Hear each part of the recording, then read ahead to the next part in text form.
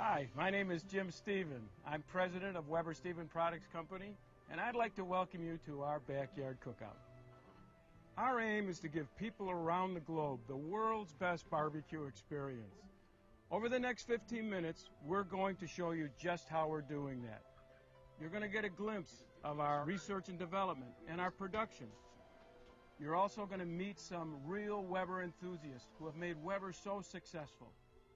But first, let's take a brief look at Weber's wonderful history.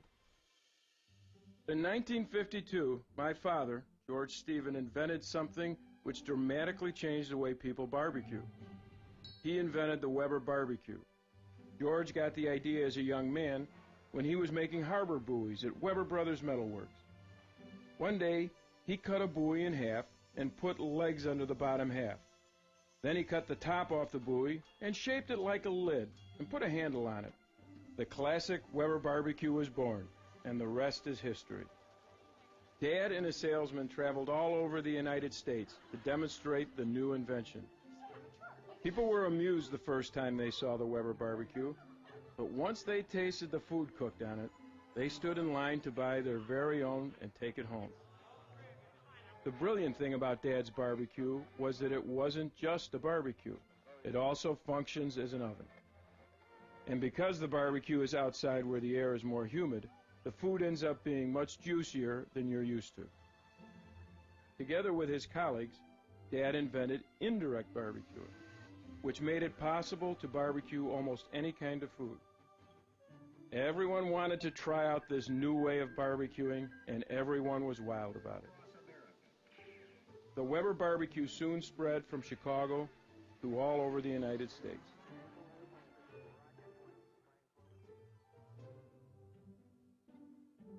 A multitude of new models have been bringing joy to barbecuing aficionados ever since.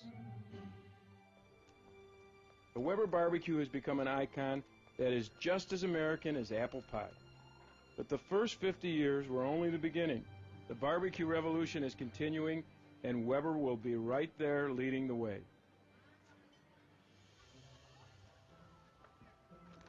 As you can see, our grill has been set up for indirect cooking. I happen to like an intense smoky flavor, so to get that, I'm going to add a few chips to each of the two fires.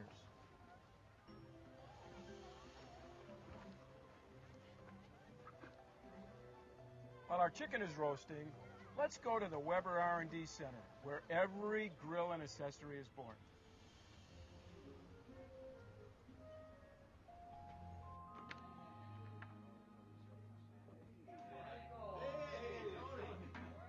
The War Room is the incubator for every new Weber product. Filming in this room is strictly forbidden, so please forget everything you see over the next few minutes. When we meet in the War Room, all ideas are welcome. There are no good or bad ideas, only ideas. But we are extremely critical about what products actually make it into the stores. Welcome to the Weber War Room. We develop all of the new Weber products here. This is a very confidential place. We talk about many things in here, but only a few make it out to the marketplace. It's very much a team effort. We involved all functional groups within manufacturing, engineering, marketing, finance, and work together, have a lot of fun, and make successful business. He squeezes this and he snaps out into these and he locks it in with this. What's this material? Less than 1 in 10 of all new products ever make it out of the War Room. And those that do face a very difficult time. They have to be tested in real-life situations. Our laboratory has a large outdoor test facility. However, we also have rain and wind generating machines as well as a large walk-in freezer so that we can simulate all sorts of extreme weather conditions for testing Weber grills. Temperature for the damper on the European standard. Wow, that's real loud. And this is our model shop. This is where we hand fabricate all of the prototypes that are then used in our final testing in our engineering test laboratory and also for our focus group sessions with customers. Hey, welcome to our focus group. We're so happy that you're able to take the time to help. All new Weber products develop receive new products. extensive focus group testing We ask consumers about product durability, reliability, design, many attributes that help us design the final product. We also go back to the videotapes and listen very carefully for hidden needs that consumers may not have expressed that well. That gives us guidance to build products that truly exceed the consumer's expectation. What do you think? Oh, it's not that heavy. It's very good. It's very easy to lift. Could you see yourself using this in different The moment I settings? first saw the Weber Q drawings, I immediately knew that this was the new mobile barbecue that we were looking for. Tailgating? But I also knew it would be very difficult to make. So I told the developers, okay, just make a barbecue that cooks steaks. But they refused. Instead, they worked day and night to make this new Q have all the features and quality that we expect from a Weber.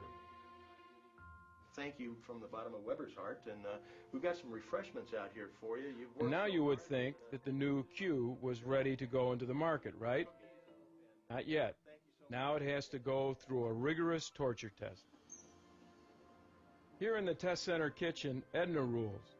She seems harmless enough, but make no mistake, Edna is a tough lady. And if she says a grill doesn't cook, it doesn't cook. And the developers just have to go back to the drawing board. I test every new grill to establish the correct amount of fuel for different kinds of food capacity, and weather conditions. I experiment until we know exactly how the grill should be constructed to perform perfectly at all times. Every grill is extensively tested, and all our instructions are triple tested to make sure they're easy to read and to follow. See, it's not only about how well the grill cooks, it is also about helping our consumers create the perfect cookout at all times.